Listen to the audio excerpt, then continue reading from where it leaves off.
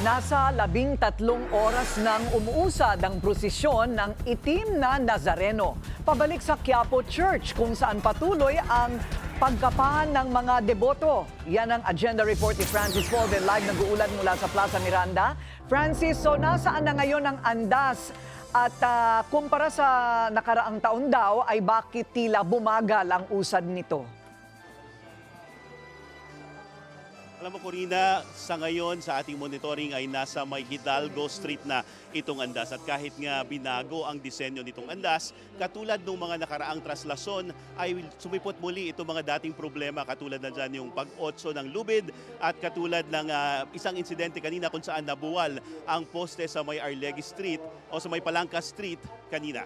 Jesus Nazareno! Viva po Jesus Nazareno! Viva po Jesus Nazareno!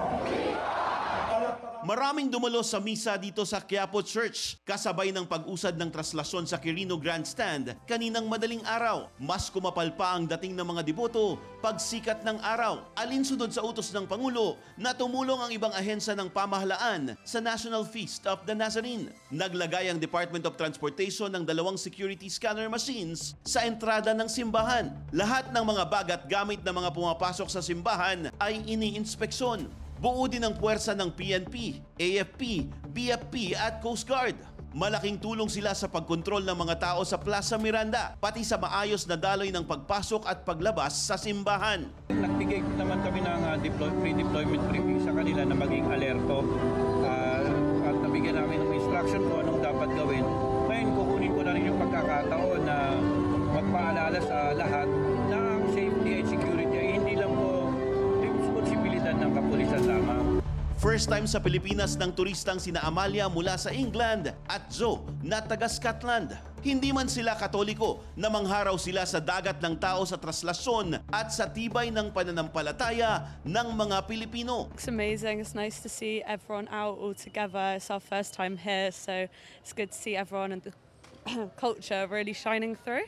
Yeah, it's brilliant. Not really seen anything like this. We don't get this in Scotland, so it's a nice experience. Ayon kay Quiapo Church Parochial Vicar Father Robert Arellano, mas mabagal ang usad ng traslasyon ngayong taon kumpara noong nakaraang taon. Sa kabila ng mga paalala, hindi pa rin naalis ang pagsampa sa andas ng mga deboto. Kasi nga ang pinag-uusapan natin dito ay hindi libo-libong tao, kung hindi milyon-milyong tao. At sa mga ganitong mga pagkakataon, talagang mahihirapan tayong ma-manage yung ganitong kadami ng tao. Kung mapapansin ninyo, ang mga pagsampa ay nagaganap kapag humihinto ang andas. Dito nagkakaroon ng lakas at puwersa ang mga deboto na umakyat sa andas. Hindi naman bakas ang pagod sa mga deboto na karamihan kagabi pa lang ay nandito na para sa traslasyon.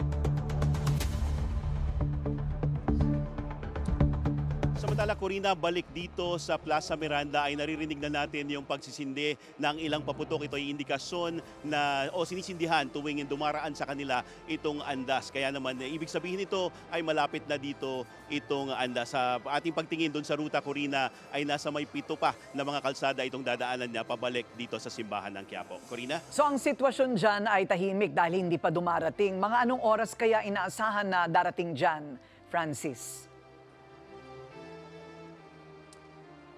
Sa pagkausap natin kanina dito nga sa Parish Priest dito sa Quiapo, Corina, inaasahan mga between 10 p.m. hanggang 12 midnight pwedeng dumating dito. No? Kumpara nung isang taon, Corina, pasado alas 8 lamang ng gabi ay nakabalik na dito ang andas, Corina. Ayun, malayo ang ibinagal. Marami bang nasugatan at nangangailangan ng medical attention? Alam mo, Corina, kanina pag-ikot natin dito, marami tayong nakitang medical booths. At nagpapasalamat din yung mga organizers dito dahil karamihan dun sa mga ginamot o mga binigyan ng atensyon dito sa mga medical facilities dito ay minor injuries lamang. Mayroon ding ilang mga nasugatan, natapakan dahil karamihan nga o lahat ng mga deboto na namamanata dito ay nakaapak. At bukod dyan ay mayroong mga nahilo at mayroong mga hindi pa kasi kumakain at kagabi pa lamang ay naririto na sila, Corina. Okay, so patuloy tayong magmamonitor ng traslasyon ngayong gabi hanggang mamaya. Maraming salamat. Francis Volve, live mula sa Plaza Miranda.